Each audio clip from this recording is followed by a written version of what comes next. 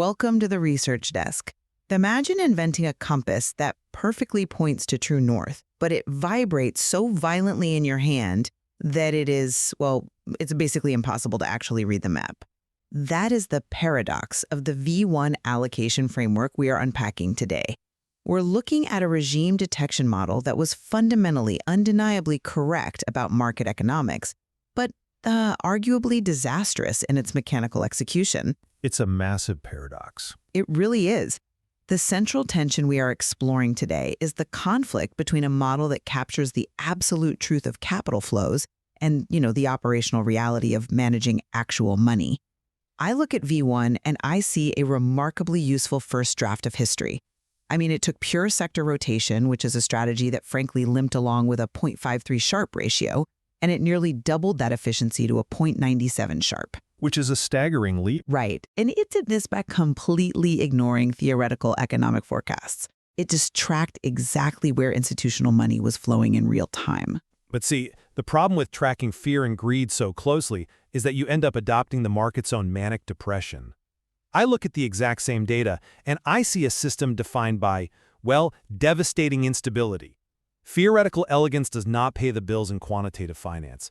V1 generated 70 distinct regime flips in a 108-month period. Which sounds high, but it's beyond high.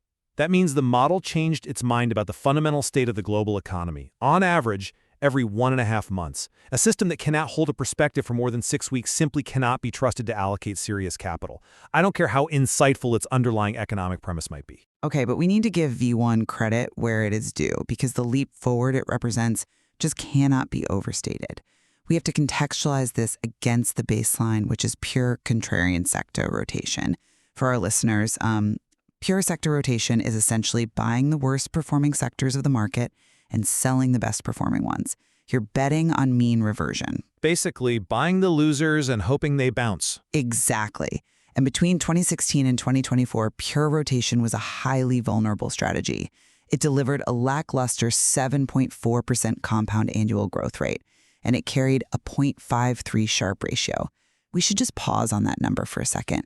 A 0.53 Sharpe ratio means you are taking on massive amounts of volatility for very little excess return. It's brutal. It is the kind of risk profile that gets a portfolio manager fired. The psychological toll of the drawdowns simply is not worth the upside. And while it was returning that 7.4%, the S&P 500, represented by the SPY ETF, was delivering 15.0%. The baseline approach was completely failing to justify its own complexity. I will completely agree the baseline was broken, but beating a broken baseline does not make V1 a masterpiece. It just makes it better than failing. But it is not just better. It is a structural transformation.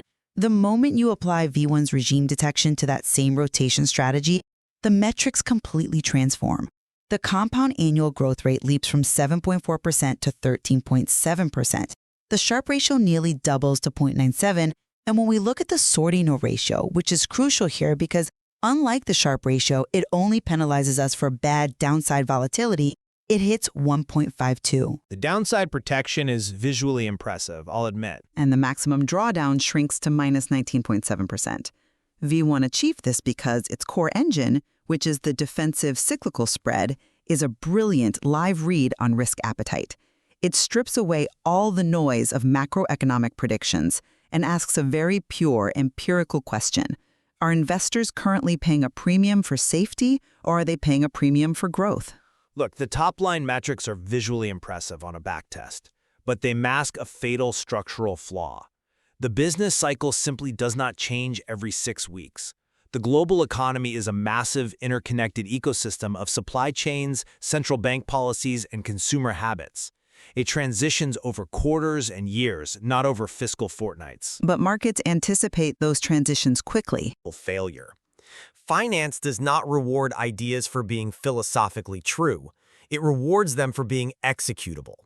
Every single time a systematic model flips its regime label, it demands a physical reorganization of the portfolio. You are talking about transaction friction. I am talking about the mechanical destruction of capital. Imagine the actual reality of trading this model. On a Tuesday, the model crosses a threshold. You now have to liquidate 40% of your cyclical book. You are crossing the bid-ask spread on every single trade. You are incurring market impact by moving large blocks of shares. You are triggering short-term capital gains taxes. The friction adds up, sure. And then on Fridays, the model crosses back over that exact same threshold. You have to buy the exact same positions back, likely at a premium, incurring all those same costs a second time. When your model flips 70 times, it is no longer tracking the underlying economic regime. It is tracking the noise around the regime. I will concede the friction is real, but to understand why the model behaves the way it does, we really need to look under the hood and completely unpack that engine. Why does the defensive cyclical spread work so well as a barometer? It is not some toy variable invented through data mining. It is deeply rooted in the mechanics of the business cycle. It's grounded in basic corporate revenue realities. Right. Defensive sectors, think consumer staples, utilities, healthcare. These are companies whose revenues are fundamentally decoupled from economic expansion. People buy groceries, heat their homes, and purchase medication regardless of whether the gross domestic product is expanding at 4% or contracting at 2%. While cyclical sectors, industrials, consumer discretionary, financials, technology, they require economic momentum to thrive. They absolutely need corporate capital expenditure, discretionary consumer spending, and credit expansion. Exactly. Therefore, when defensive sectors begin to systematically outperform cyclical sectors over a rolling window, you are witnessing the collective intelligence of the market preparing for a slowdown. V1 measures the 3-month alpha spread between these two groups. It does not try to predict the future based on employment data or inflation prints. It lets the market reveal its own diagnosis based on where billions of dollars are actually flowing. And there is no better proof of this engine's brilliance than the 2022 market tape. 2022 was certainly its moment in the sun. We have to set the stage for early 2022 because the context is everything. The market was shifting from a narrative of transient inflation into a severe, violent tightening shock. The Federal Reserve was preparing to hike rates at a pace we had not seen in decades. The cost of capital was exploding. Equity multiples were collapsing across the board. It was a generational repricing of risk. It was an absolute bloodbath. I mean, if you were holding the broad market that year, SPY lost 18.2%. If you were running that baseline pure arbitrage rotation, you lost 16.0%. But V1 looked at the tape, saw capital hiding in defensive structures, and leaned aggressively into a defensive posture. And it managed to stay positive. More than just positive. In a year where the market incinerated trillions of dollars of wealth, V1 returned positive 5.7%. That is a 23.9 percentage point outperformance against the S&P 500. Just think about that. A simple 3-month spread protected capital perfectly in a historically brutal year. I will not hedge on this point. The 2022 performance is undeniably a victory for the core premise of the model. In a period of sustained structural deterioration, V1 functions exactly as intended. It correctly identified that capital was fleeing towards safety, and it positioned the portfolio to absorb the impact. If the market only experienced prolonged coherent trends of fear or exuberance, V1 would be a masterclass in systematic design. But you're going to say markets aren't always coherent. Sustained trends are the exception in modern markets. They are not the rule. The reality of the market is oscillation, mean reversion, and temporary dislocations. To see why V1 completely breaks down in a normal market, we have to look at how it actually processes that 3-month alpha spread. You're focusing on the 5 regime labels. I am focusing on the hard thresholds that define those labels. V1 operates on a fixed classification system. It takes this single, continuous spread variable and slices it into 5 rigid regimes: cooling, late cycle, transition, expansion, and boom.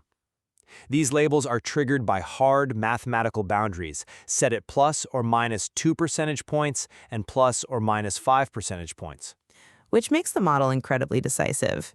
It introduces the catastrophic problem of hard switching. V1 does not possess the capacity for nuance. It does not gradually shift weightings as the spread evolves. It demands abrupt, all-in or all-out portfolio shifts the millisecond a threshold is crossed. It is like driving a car with an automatic transmission that cannot decide between third and fourth gear when you are driving exactly 40 miles an hour, so it just violently shudders back and forth. That's a bit of an exaggeration. Is it? If the spread is at positive 1.9%, the model demands one specific portfolio. If the spread ticks to positive 2.1%, just crossing the line, the model instantaneously demands a completely different portfolio architecture. It treats a continuous, fluid variable as a series of binary light switches. The hard switching is aggressive, yes, but it is precisely what allows V1 to capture explosive upside when the environment is unambiguous. You're framing V1 as if it is just a defensive bear market model that accidentally got lucky in 2022, but it possesses genuine upside participation when the data warrants it. Look at 2021. 2021 was a massive liquidity pump. Exactly. It was an environment flush with cyclical energy. The post-COVID stimulus was flowing through the system, corporate earnings were surging, and risk appetite was highly elevated. V1 recognized this expansionary force immediately. It leaned heavily into its expansion and boom states. And the result? It returned positive 29.7% for the year. It rode the beta wave. It beat SPY, which returned 28.7%, and it beat the standard arbitrage rotation, which returned 27.6%. The logic of the hard switch is that when the market expands, V1 does not drag its feet. It does not slowly scale into a position while missing the meat of the move. It commits capital to the expansion. It captures the upside because it does not second-guess the signal. But committing capital based entirely on a single variable crossing an arbitrary line is the definition of fragility. Any single market statistic is susceptible to temporary distortions. A sudden rotation driven by a specific policy announcement, a massive tax loss harvesting season in December, or a localized sector shock can temporarily distort the defensive cyclical spread. But over 3 months, that noise usually smooths out. Not always. Because V1 relies exclusively on this one indicator, it absorbs all of that noise directly into its allocation decisions. The fourth quarter 2018 exposes this fragility perfectly. Q4 2018 was uniquely challenging for systematic models across the board. It was challenging because it revealed the mechanical oversight of V1. During that quarter, the market was experiencing intense volatility driven by Federal Reserve policy fears and escalating trade war rhetoric between the US and China. The defensive cyclical spread responded by hovering exactly around the -2 percentage point boundary line. Month to month, microscopic shifts in market performance pushed the spread back and forth across that specific threshold. And the model reacted to those shifts. V1 reacted by relentlessly flipping its regime labels. It lacked the architectural capacity to distinguish between persistent, structural deterioration in the broad economy and simple mathematical boundary noise. It was essentially vibrating in place, generating all of that transaction friction we discussed earlier, without actually capturing any sustainable market trend. The Q4 2018 boundary oscillation is important, though, because it highlights a mechanical concept that is absolutely crucial to understand, and that is the absence of hysteresis. The lack of memory. Right. Hysteresis is the concept of memory within a dynamic system. In engineering, a system with hysteresis requires a stronger signal to change its state than it required to maintain its current state. Think of the thermostat in your house. If you set it to 70 degrees, it does not turn the heat on at 69.9 degrees and turn it off at 70.1 degrees. If it did that, it would be clicking the furnace on and off every 10 seconds as the air fluctuates. It would burn out the motor. Exactly.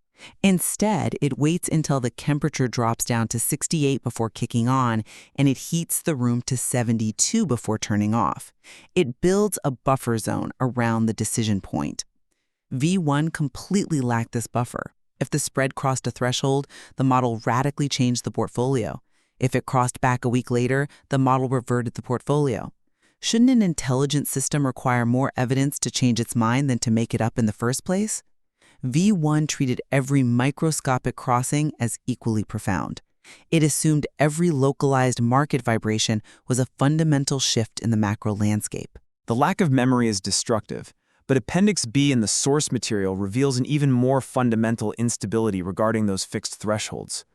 When we subject the model to sensitivity analysis, the entire foundation crumbles based on microscopic calibration choices. You're talking about the threshold adjustments. Let us unpack the data here, because it's damning. If you set the threshold at plus or minus 1.5 percentage points, the model generates a Sharpe ratio of 1.02. If you adjust that threshold slightly to plus or minus 2.0 percentage points, the Sharpe ratio climbs to 1.06. But if you widen the threshold just a bit more, to plus or minus 3 percentage points, the Sharpe ratio collapses completely down to 0.98. It is a steep drop-off. Think about what those numbers imply for a moment. Moving an arbitrary mathematical boundary by one single percentage point alters the viability of the entire systematic framework over a 9-year period. A robust model cannot rely on the exact placement of a boundary line.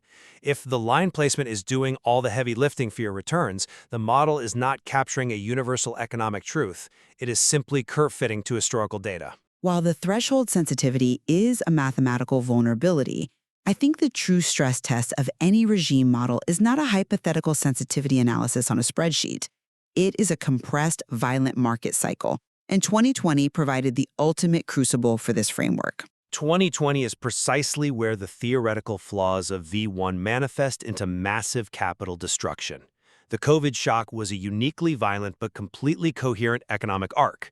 We experienced a rapid, terrifying crash, an unprecedented monetary and fiscal policy rescue from global central banks, and an incredibly aggressive V-shaped recovery rally. It was a decade of market action compressed into a few months. Let us walk through the timeline of exactly how V1 processed this event. In February 2020, as the pandemic narrative began to build globally, the defensive-cyclical spread widened. V1 correctly registered the fear and called a cooling regime. This was the correct initial read. It saw the panic. It caught the initial fear perfectly. It did exactly what it was supposed to do. It did.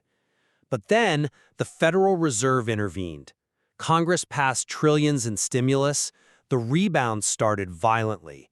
Cyclicals and technology stocks exploded upward off the bottom. The spread began to rapidly shift. But because V1 operates on a 3-month rolling look-back window, it was incredibly sluggish in digesting this new reality. The rearview mirror problem. By May, as the broader market was already deeply into a roaring recovery, V1 finally triggered a shift to transition. By August, months after the absolute bottom, it finally began calling boom. V1 aggressively reallocated capital at the exact wrong moments. It was selling risk assets just as the recovery took hold, effectively locking in the bottom, and it was buying risk only after the premium had already been extracted from the market. The lag was painful to watch. I am going to deliver the return data slowly because it is the definitive indictment of the framework. In a year defined by massive opportunity and massive risk, the S&P 500 returned positive 18.3%. The later improved version of this allocation framework returned positive 19.5%. V1 returned a dismal positive 4.8%. Let that gap land for a second. It's a tough pill to swallow. The gap of nearly 15 percentage points is the difference between intellectually understanding a macro event and successfully trading it. V1 understood that a crash happened. It understood that a recovery happened. But its mechanical constraints forced it to act on that understanding at the worst possible times. The 2020 timeline exposes the third major flaw of the system, which is the nature of the signal itself. The defensive-cyclical spread is fundamentally a coincident indicator.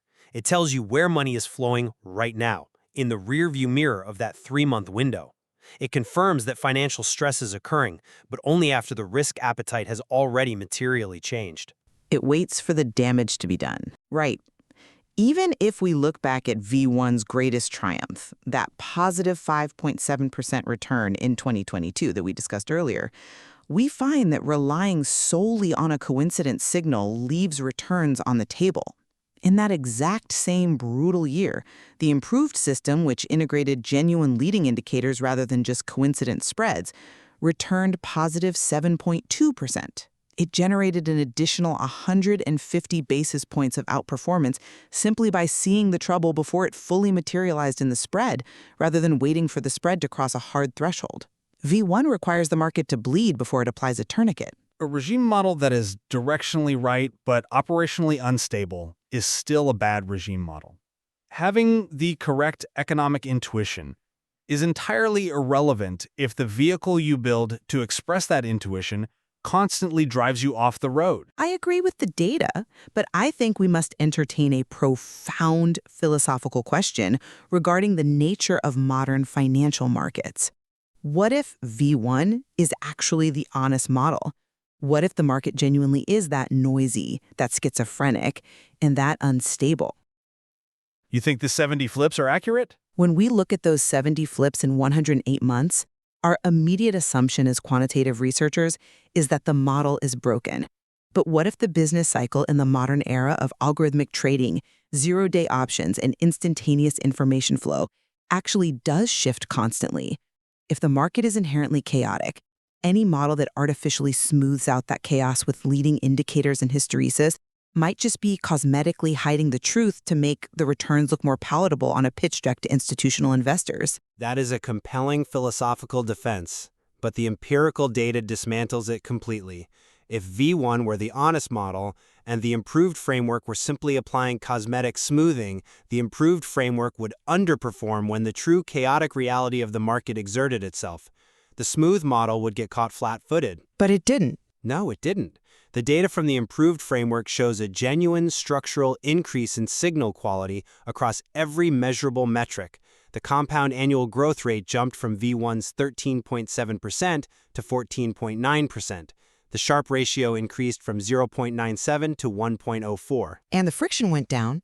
Drastically. The portfolio turnover, which is the actual mechanical friction of trading that eats capital, fell by 33%. The regime flips dropped from an absurd 70 down to a highly reasonable 27 over the same 9-year period. And the survival in 2020, jumping from 4.8% up to 19.5%, proves the point definitively. So the smoothing actually helped. Smoothing out noise does not dilute the truth, it reveals it. By filtering out the microscopic vibrations, the improved system isolated the actual economic signal. It proved that the 70 flips were not an accurate reflection of the global economy. They were simply algorithmic anxiety. We arrive at a shared understanding of V1's legacy then.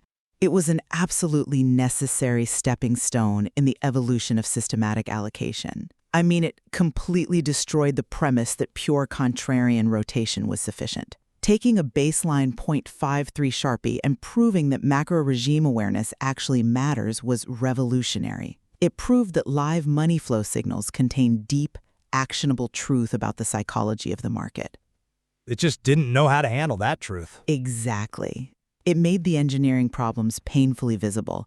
It demonstrated that relying on one single indicator is too fragile for serious capital. It proved that fixed thresholds require memory or hysteresis to prevent boundary oscillation. And it showed that hard switching is far too abrupt for a continuous, fluid market. Portfolio implementation matters exactly as much as economic intuition.